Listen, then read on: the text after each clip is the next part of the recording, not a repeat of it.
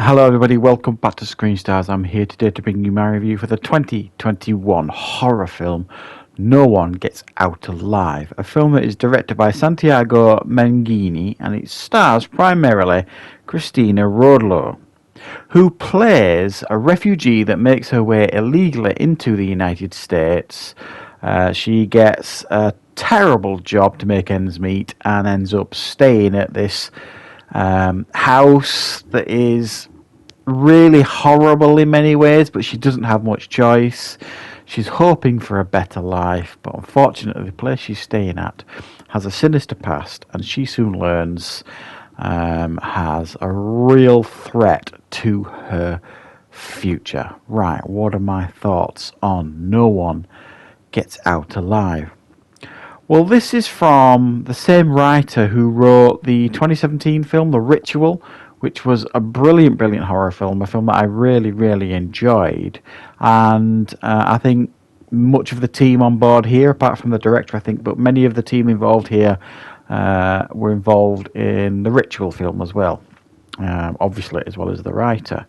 So that is what really drew me to this film. I know it's on Netflix. It's a film that I was aware of, but I thought I'll save that for another time. I'll watch it, and then as things go, you kind of learn a little bit more about movies, and you think, oh, I shall give that one a go. And so that was my main reason that drew me to this film, was the fact that it was by the same people that brought the Ritual to us. And while I don't think this film is as good as a Ritual, I do think what we have here is a fairly solid horror thriller stroke drama that plays on like the refugee storyline a little bit, which is something I thought Netflix did really effectively last year with that film His House, about them with the Somalian refugees that came to the UK and ended up going to a house with a really, really terrible past sort of thing. That was a really good ghost story.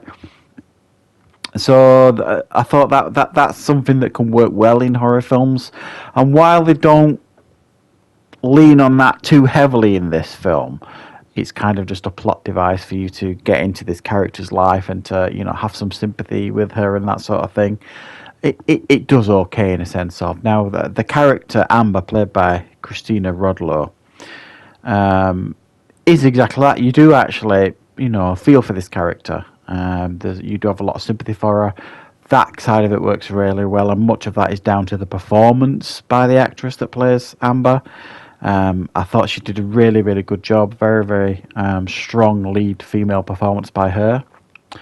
And the film itself is, in some ways, is a little bit like Malignant. Don't get me wrong, it doesn't go batshit crazy by the end, but it's almost like a film with two halves again, a bit like Malignant, in the sense of the first half of this film focuses much on her, and her struggles in regards to living in the United States, making ends meet, trying to get identity, terrible boss, terrible place to live, all that kind of stuff. And then slowly the darkness of the house creeps into the film and it becomes almost like a haunted house film. You think it's going to be a haunted house film.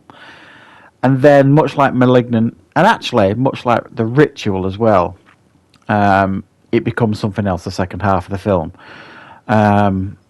Which part of the film did I enjoy the most? Probably the second half, because it took a route I didn't expect.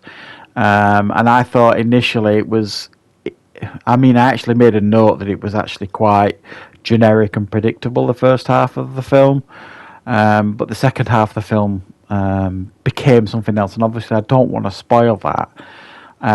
But I did enjoy the second half a little bit more. The first half, like I said, a bit predictable, a bit cliched, even though it was still atmospheric, and it delivered in that sense with some quite striking visuals at times as well. The director here has clearly got some talent. There are some interesting visuals going on in this film. Nice lighting, the score's pretty good. It all builds the atmosphere and builds the tension to something. You're just not sure what, and you assume it's going to be like a ghostly, like haunted house type tale, and it isn't that, not really. It becomes something else. Now, very much like The Ritual as well, I was deeply impressed. There's like a creature in the film there's a creature design here in the film that I thought was really mad and a really inventive and something a little bit different. And those of you who've seen The Ritual will know the creature design that we get in that film is a little bit odd and a little bit out there, but really inventive and creative. You get a similar thing going on here. Not what I expected at all. Yeah, and I was on board for much of the film, but like I say, I think the pacing will probably bother some people. I didn't mind it. The fact that it's like two films, a different first half of the film and a different second half of the film might bother some people. Some people might want to watch like a traditional ghost house film, and that's not really what this film is. So it's a little bit tonally a little bit off, but I enjoyed much of my time with this film. It's nicely made, good performances. I'll give it a 6.5 out of 10. I think it could have been much better. I think if they'd have put a little bit more time and effort into some genuine scares, even though it's not without scares, but it's not chocked full of them either at the same time. But I thought it was well made, and I did for the most part enjoy my time with it. So if you're looking for something to check out on Netflix, and this is something you had your eye on, you probably could do far worse than this. There is certainly a little bit on offer here for you to enjoy. So I hope you like this review. I hope you found it useful. I'll be back with more content on the channel very, very soon.